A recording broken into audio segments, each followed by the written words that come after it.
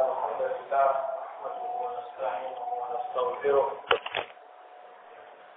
ونعوذ بالله من شرور أنفسنا وسيئات أعمالنا من يهده الله فلا مضل له ومن يضلل فلا هادي له أشهد أن لا إله إلا الله وحده لا شريك له وأشهد أن محمدا عبده ورسوله أما بعد إخوتي في الله rahimani wa rahimakumullah. Melanjutkan tadi tentang hadis Nawas bin Sam'an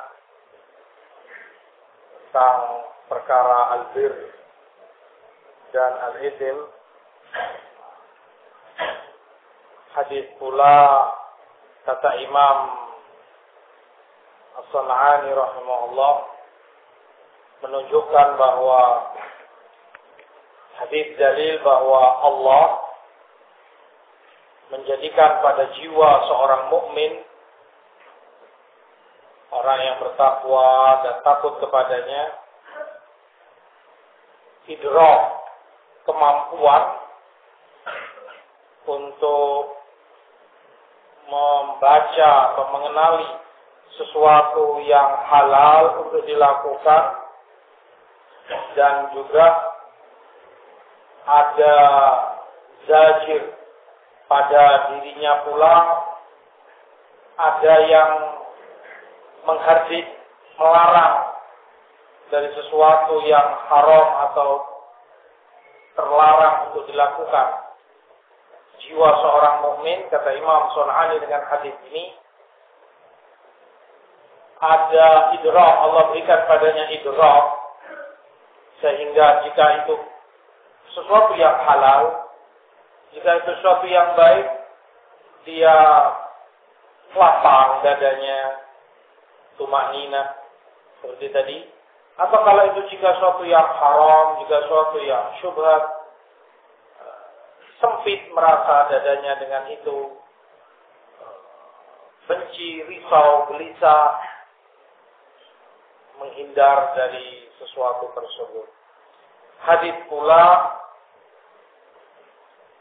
seperti kata Imam Al-Khattabi rahimahullah, menunjukkan bahwa setiap yang kamu ragu padanya, kamu syak tentangnya, maka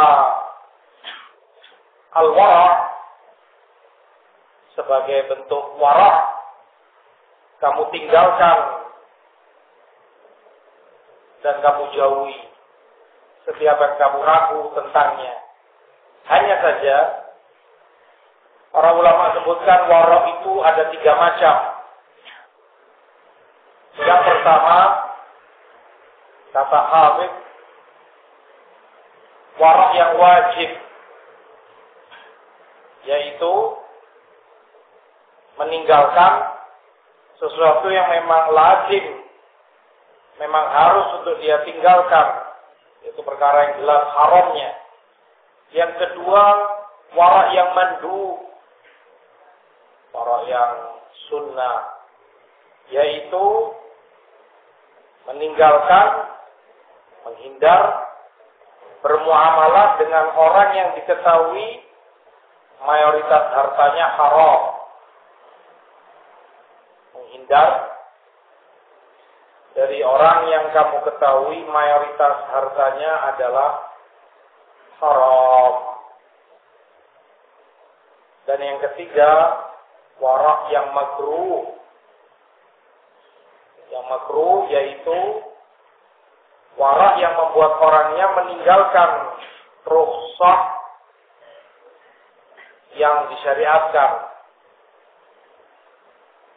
Meninggalkan rukhsah yang disyariatkan karena tanatuknya, karena takalluf, karena membebani diri dengan sesuatu yang di luar kemampuannya. Misalnya dia musafir, rukhsah untuk tidak puasa Ramadan, tetapi dia kemudian memaksakan diri dalam keadaan dia nggak mampu, dalam keadaan dalam keadaan lapar, gue setengah mati, safar itu sendiri potongan dari adab. Dia tersiksa, terkulai badannya, lemah dan seterusnya. Tapi dia tetap memaksakan diri, nggak mau untuk berbuka. Maka ini warok tetapi yang makruh.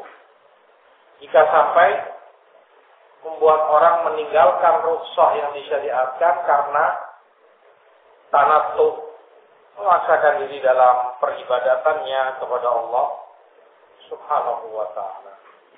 Hadis berikutnya dibawakan oleh Hafidz rahimahullah, wa 'an Ibnu Mas'ud radhiyallahu ta'ala anhu qala Rasulullah sallallahu alaihi wasallam idza kuntum thalatha fala yatanajatnan dunal akhar hatta takhtalitu binnas min ajli anna dhalik yuhzinu muttafaqun alaihi wal lafzu li Muslim.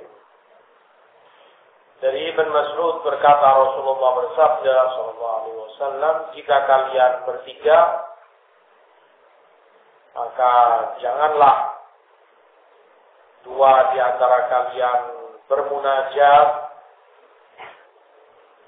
bernajwa, berbisik-bisik, berbicara tanpa melibatkan yang ketiga, kecuali sampai kalian berkumpul dengan banyak orang.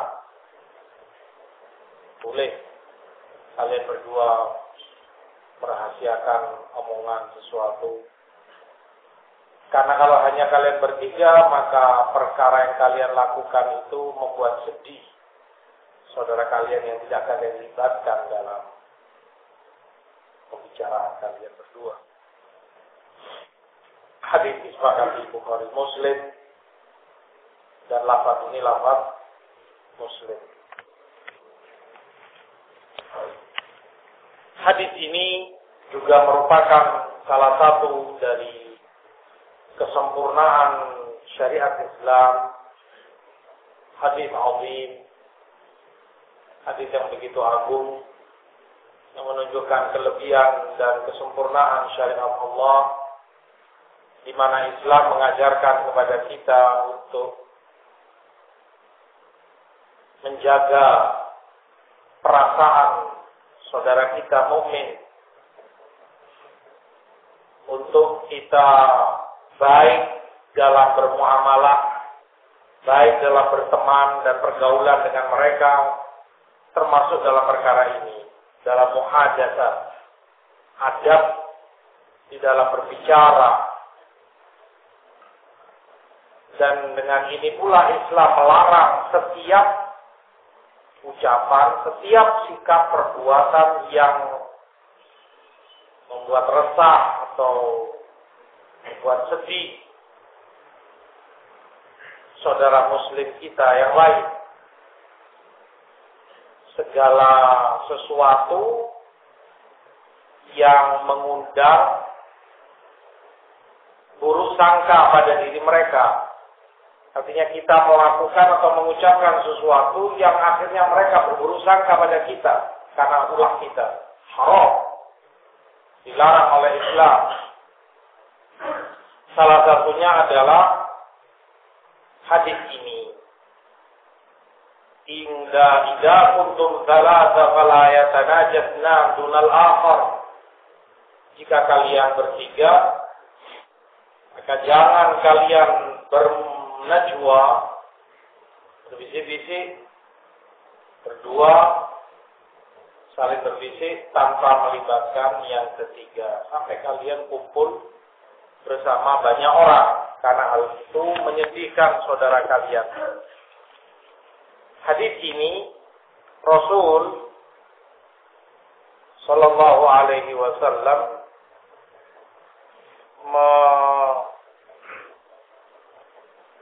mengajarkan kepada umatnya perkara yang dengannya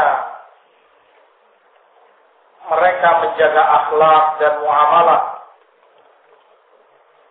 sesama mukminin. Kata Imam Ibnu Battal rahimahullah, larangan ini agar mereka ketika bertiga dilarang dua orang berbisik dan keduanya meninggalkan saudara mereka yang ketiga. Karena hal itu pasti menyebabkan wahsyah. Wahsyah itu kerenggangan hubungan, hilangnya mu'anasah, hilangnya ketentraman dalam berhubungan, kedamaian dalam persaudaraan hilang. Sehingga yang menjadi adalah liar hubungan mereka, di mana yang ketiga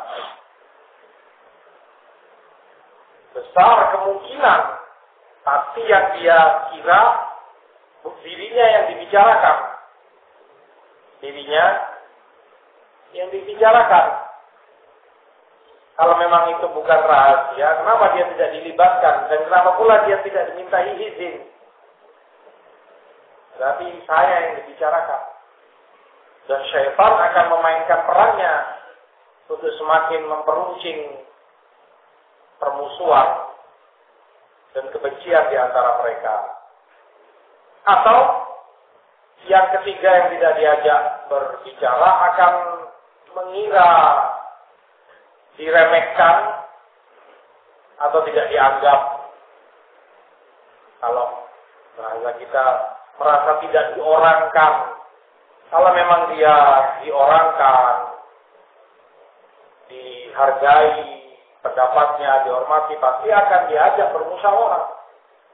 Masalah ini bagaimana? Menurutmu bagaimana? Ini kalau kami melihat aksannya begini apa? Masalah apa lah? Kalau dia menganggap saudaranya ini akan diikutkan serta dalam pembicaraan itu, diminta pendapatnya, diminta musyawarahnya.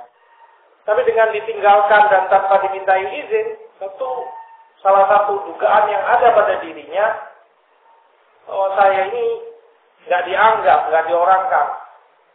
Nah, ini diremehkan pendapatnya, tidak dihargai.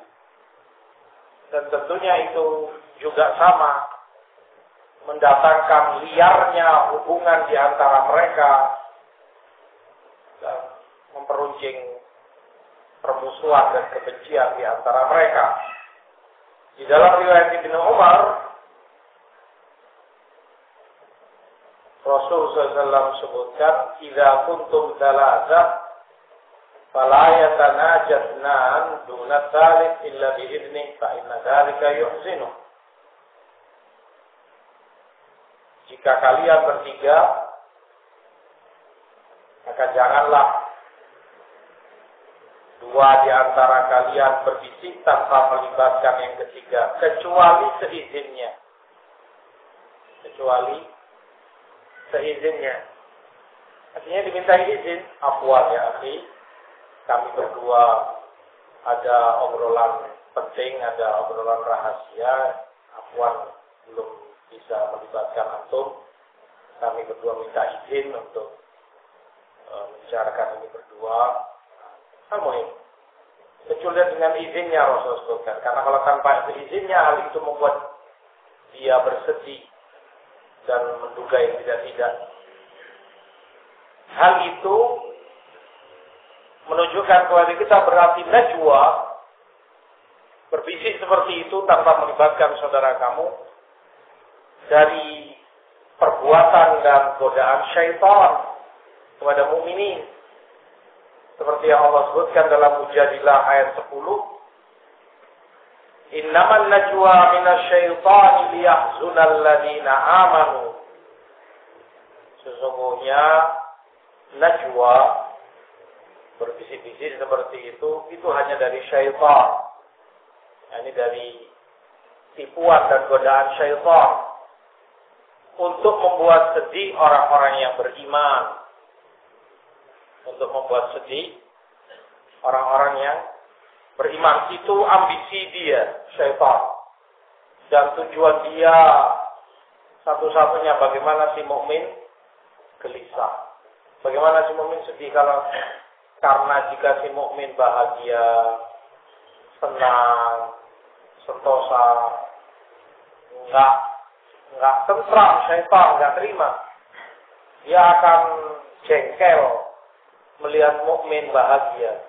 Yang dia inginkan bagaimana dia bersedih, gelisah, gundah gulana. Makanya para ulama sebutkan termasuk mimpi yang jelek adalah dari godaan syaitan. Karena menyedihkan seorang mukmin. Yang mengalami dari kalian mungkin pernah melihat dalam mimpinya sesuatu yang menakutkan dia. Entah itu dikejar binatang buas, wailah apa, membunuh saudaranya, membunuh orang tuanya, atau mimpi yang jelek. Atau apalah hasil membunuh anaknya, ini itu. Suatu yang dia sendiri mengingkarinya perbuatan itu. Tentunya dia gelisah. Dan pengaruhnya kadang sampai kamu bangun. Sampai kamu bangun pun kegelisahan itu masih ada dalam jiwa kamu. Kamu masih dalam keadaan takut, dalam keadaan sedih, dalam keadaan walaupun sebetulnya fiktif, nggak ada kenyataannya mimpi. Tapi subhanallah pengaruh kejiwaan kepada manusia ada. Makanya kemudian Rasul perintahkan untuk meludah 3 kali, baca untuk bilang syaitan najib. Asyahid itu dari godaan syaitan. Tenang dia melihat si mukmin kemudian risau, sedih, takut, gelisah macam itu. Demikian pula ini najwa. Dengan cara ini sedih yang ketiga yang tidak dilibatkan, tidak dimintai izin. Selain juga tajamnya permusuhan dan kebencian di antara mereka bertiga, syaitan senang. Dan itu tugas dia. Nah, terkhusus jika itu dalam safar, lebih-lebih lagi umum larangan ini, tapi terkhusus lebih-lebih lagi jika itu dalam safar. Sebagaimana hadis Abdullah bin Amr bin al-As, Rasulullah SAW sebutkan, la yahillu li thalathati nafarin yakununa bi ardi fala an ayyatanajasnani minhuma duna sahibihima. Tidak halal bagi 3 orang yang mereka ada di ardi falah, itu tanah luas seperti gunung pasir. Kalau mereka safar bertiga misalnya di gunung pasir, alhasil safar lah secara umum, terkhusus di tempat seperti itu, maka tidak halal yang 2 berbisik-bisik tanpa melibatkan yang ketiga. Para ulama sebutkan, secara khusus Rasulullah sebutkan di ardi bala, di tanah yang luas, karena kegelisahan dan ketakutan ketika itu lebih dibanding tempat-tempat yang lain. Dan wahsyat tadi, liarnya hubungan,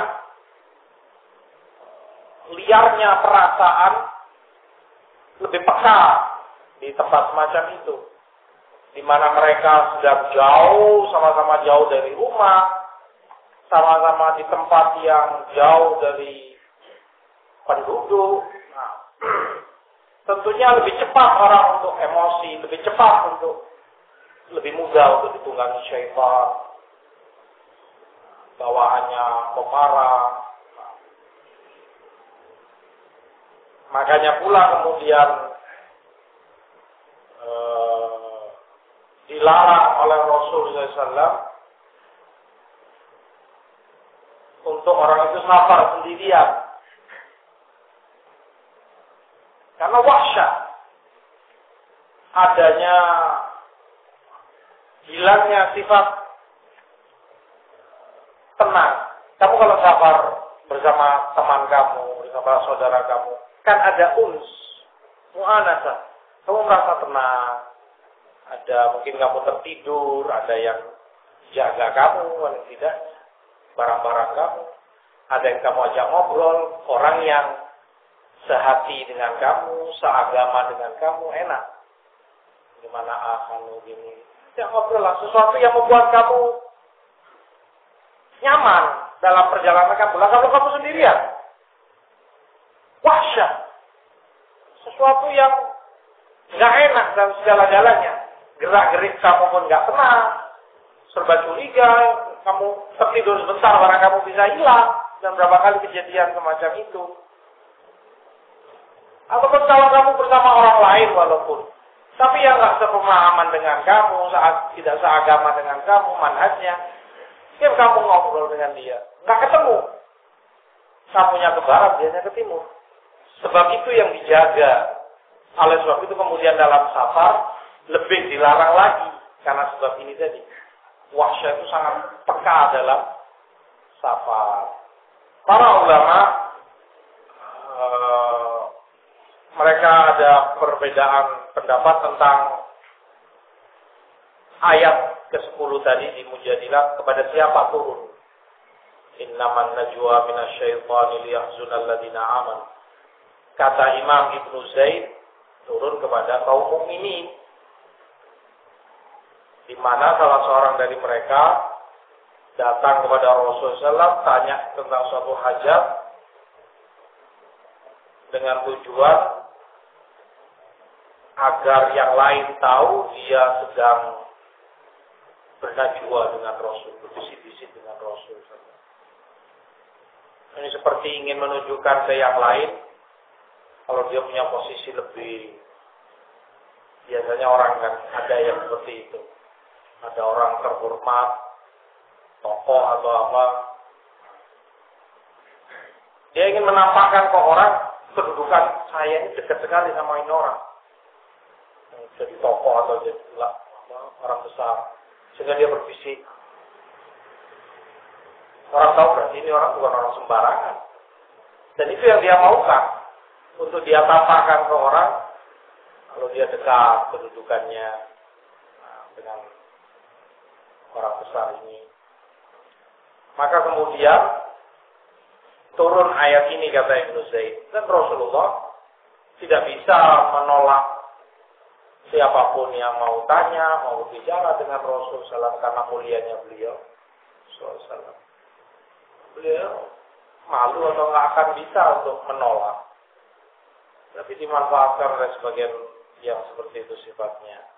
Dan syaitan kata Ibnu Zaid memanfaatkan kesempatan itu dengan membisikkan kepada yang lain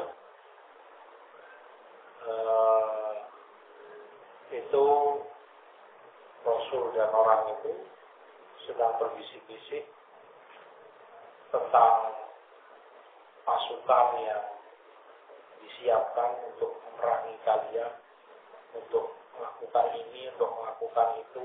Ya, hati makanya dirahasiakan, dibisik-bisikkan. Kemudian turun ayat ini.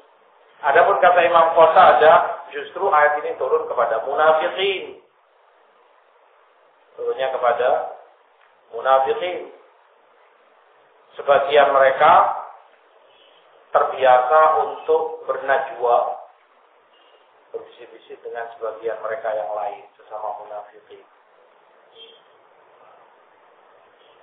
Dan hal itu membuat jengkel kaum mukminin, membuat marah dan membuat sedih kaum mukminin.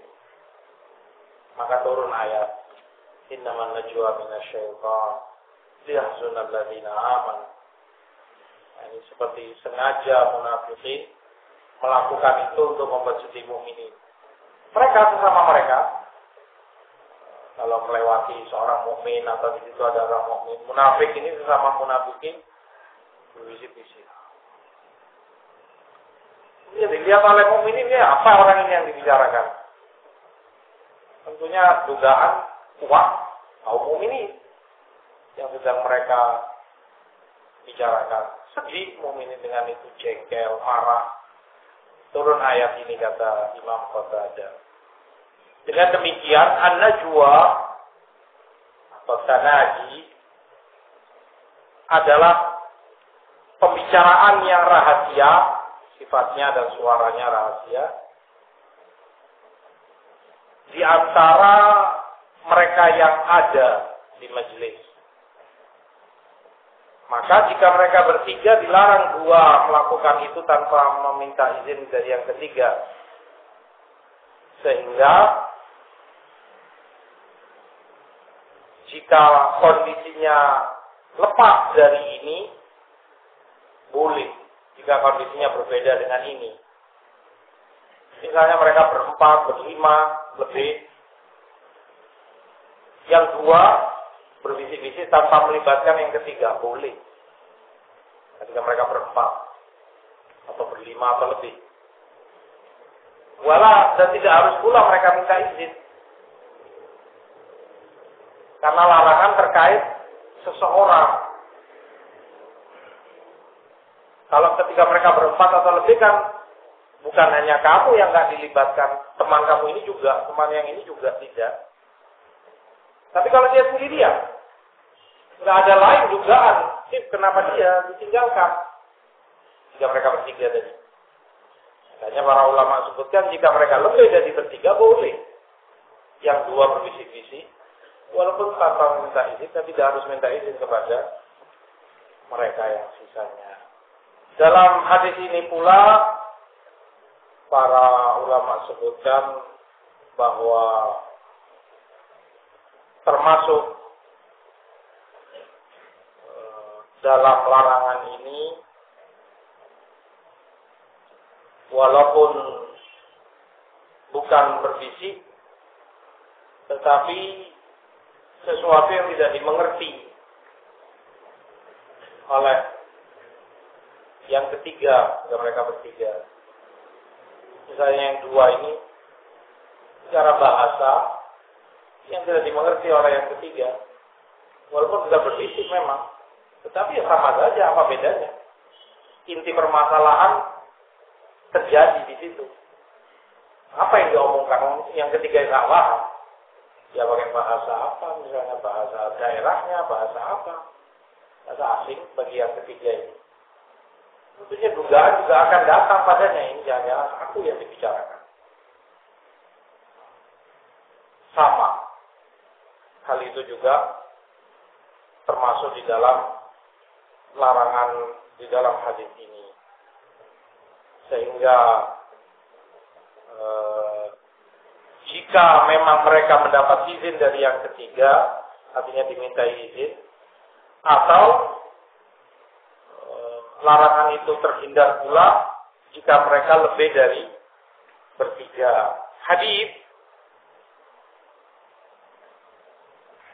juga mengajarkan adab di dalam pembicaraan. Berarti haram bentuk tanaji semacam ini, berbisik-bisik atau dengan bahasa yang tidak dimengerti tanpa meminta izin yang ketiga, karena larangan hukum asalnya adalah haram, dan ini larangan dari Rasul SAW, celaan di dalam Quran, itu dari syaitan, dan dilarang jelas oleh Rasul SAW. Fala yatanajasna, jangan yang dua bernajwa tanpa melibatkan yang ketiga. Hadis mendidik adab kepada kita dalam bermuamalah. Terkadang walaupun bukan bentuk hadis, para ulama sebutkan serupalah, mirip, dan terkadang terjadi, yaitu jika kamu ada urusan dengan teman kamu, ada perkara hajat apa begitu, teman kamu datang membawa orang lain, temannya siapa yang kamu nggak kenal, datang ke rumahmu misalnya, atau ketemu di mana, Jalankah? Maka kamu terlibat obrolan dengan teman kamu. Entah itu bisnis, entah itu awal hasil, kamu terlibat omongan dengan dia. Ngobrol sana kemari, yang tanya ini itu. Ini teman yang dia ajak, wala kamu tanya, wala kamu nggak kamu orangkan, kamu nggak patung dia. Dan ini jabah para ulama sebutkan, jelek sekali. Sifat yang kering, jabah, nggak beradab sama sekali. Tapi paling tidaknya kamu jaga perasaan dia. Betul kamu tidak berbisik, betul kamu tidak berbicara dengan bahasa yang tidak dia pahami, tapi tidak kamu pedulikan seperti itu. Dia bukan patung, manusia ya, punya perasaan. Kamu pun jika diperlakukan seperti itu akan tersinggung, sakit hati, sedih. Perlu diluruskan yang semacam ini. Paling tidaknya kamu ajak ngobrol apalah, Masya Allah, dari mana Mas? Dari sini, oh, Masya Allah, dekat rumahnya dengan ini, apalah. Itulah orang basa-basi sedikit dengan dia. Enggak ada mu'anasa, ada ketentraman dan dia merasa nyaman di rumah kamu atau dekat kamu. Walaupun enggak ada urusan dengan kamu, yang urusan ini teman kamu ini. Sering orang kemudian melalaikan itu. Sudah, dia merasa kepentingannya dengan ini, ya sudah dengan ini dia hanya berbicara, hanya dengan ini dia ngobrol, tanpa peduli dengan yang ini, yang satunya. Salah, jelek sekali, dan tidak beradab dalam muamalah, dalam. Selain itu, hadis pula mengajarkan kepada kita adab di dalam ukhuwah, dalam persaudaraan,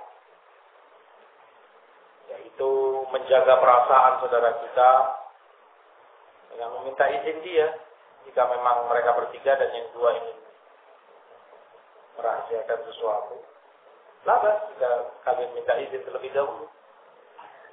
Dan ini juga meluruskan anggapan sebagian orang, wah perasaan nggak usah dipedulikan, itu kan perasaan, itu atifah saja, atifiyah, perasaan seakan tertolak dan tidak perlu diperhatikan sama sekali. Lah, ada pengaruhnya dan diperhatikan sekali oleh syariat perasaan orang.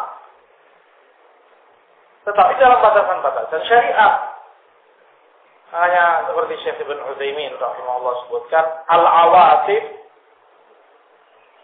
bila dhawabit awasif, perasaan jika tidak dibatasi dengan patokan-patokan syariat bisa menjadi bencana.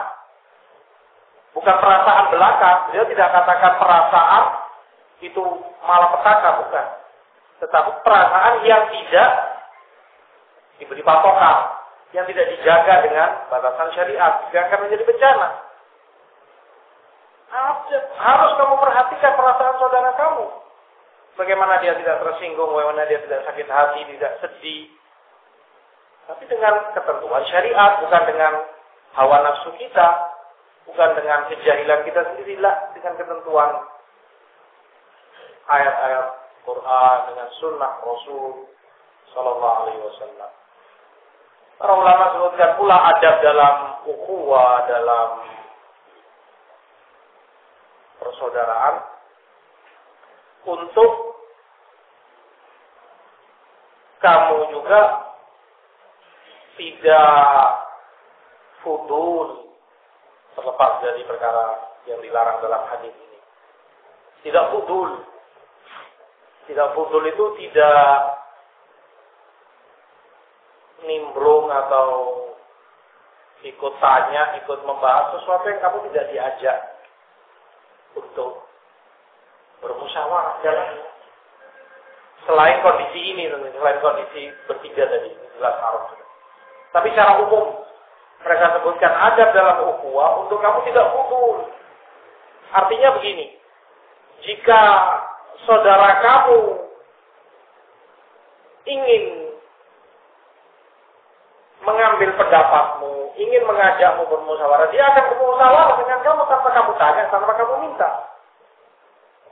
Tapi terkadang dia nggak ingin diketahui oleh yang lain. Bukan karena aib, bukan karena itu haram, tapi orang beda-beda lah. Dan urusan orang pun berbeda-beda satu dengan yang lain. Kamu sendiri nggak semua urusan kamu ingin diketahui saudara kamu kan? Walaupun itu bukan perkara haram. Maka jangan kamu kemudian fudul, misalnya tanya saudara kamu mau pergi atau mau apa, mau kemana? Tidak mau ke sana, misalnya ke kota mana atau ke mana, ke Solo, ke Surabaya, kemana? Sudah, jangan kemudian berlanjut pertanyaan, ngapain ke sana? Ya ada perlu di sini, misalnya. Mau nemui siapa di sana? Ya sudahlah, apa urusan kamu? Sudah bukan urusan kamu. Kalau dia memang ingin bermusyawarah, tanpa kamu tanya pun dia akan datang padamu, ya akhi. Syuk, ini saya ada keperluan ini, ada hajat ini di kota ini. Perkaranya begini, dia sampaikan. Menurut kamu ahsannya bagaimana? Enaknya seperti apa? Dia akan minta pendapat kamu. Dia akan curhat sama kamu dalam perkara yang dihadapi. Tanpa kamu minta. Makanya Adam juga kalau dia tidak menyampaikan itu, ya sudah, kamu nggak usah mengorek-ngorek. Kamu nggak usah ngejar dia, kenapa, bersama siapa, apa urusanmu, kenapa di sana. Terus layaknya intercom menginterogasi residivis atau yang misalnya. Adab di dalam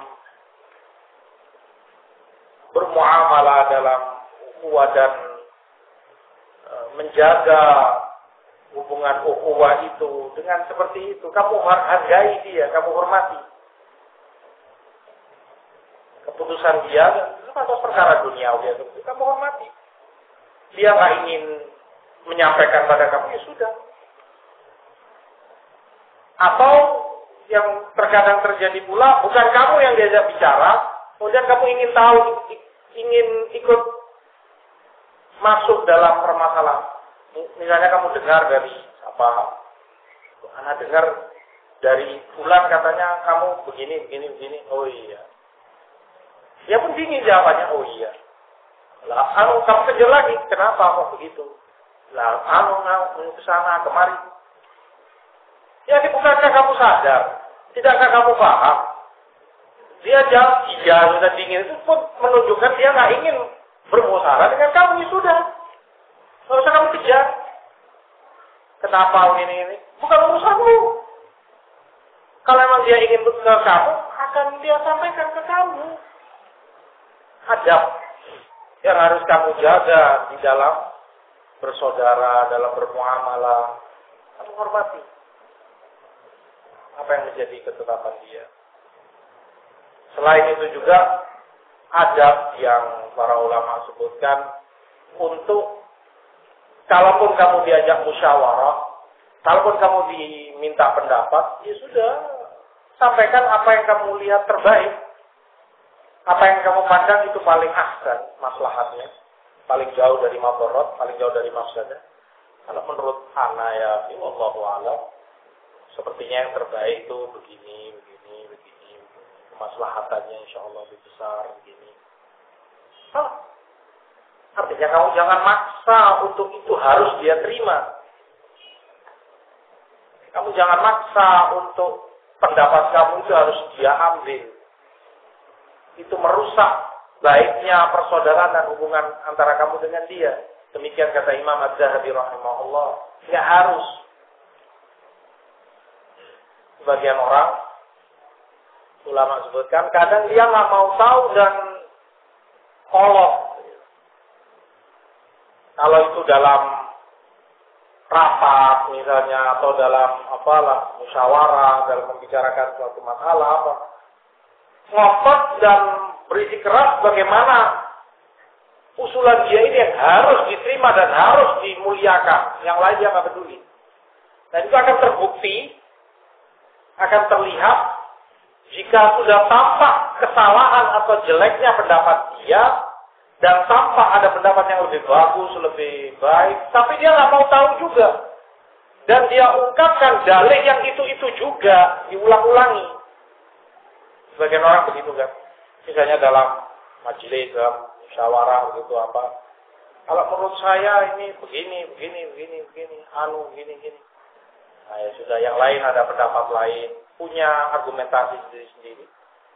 Dan kelihatan kalau yang itu misalnya pendapatnya lebih bagus, lebih masuk akal, lebih baik dan seterusnya. Tapi ini nggak mau tahu. Tapi nggak bisa ya, menurut saya begini. Itu sudah dia sampaikan tadi pertama. Dia ulang lagi, tapi kalau menurut saya begini, terulang lagi, nggak ada yang baru. Argumentasi dia yang tadi tetap dia ulangi lagi, begini. Padahal sudah pada dengar semua. Nanti ketika dibantah lah ya, sepertinya itu nggak baik, kurang bagus karena begini. Tapi diulangi lagi argumentasi yang sama. Tolong. Dan berarti dia tidak bisa menjaga perasaan saudaranya, tidak bisa menjaga ukhuwah persaudaraan dan muamalah dia dengan saudara-saudaranya kaum mukminin yang lain. Tidak, bukan demikian adab di dalam berukhuwah. Yang legowo saja. Yang penting kamu sampaikan sebatas yang kamu tahu itu yang terbaik. Diterima ya alhamdulillah, tidak yang kamu sudah sampaikan. Itu beberapa adab mungkin yang berkaitan dengan ukhuwah dan menjaga persaudaraan di antara mereka yang disebutkan para ulama. Wallahu ta'ala alam, kurang dan lebihnya saya mohon maaf. Wassallallahu ala nabiyina Muhammad subhanahu wa ta'ala, la ilaha illa anta, astaghfiruka wa atubu ilaik. Alhamdulillah.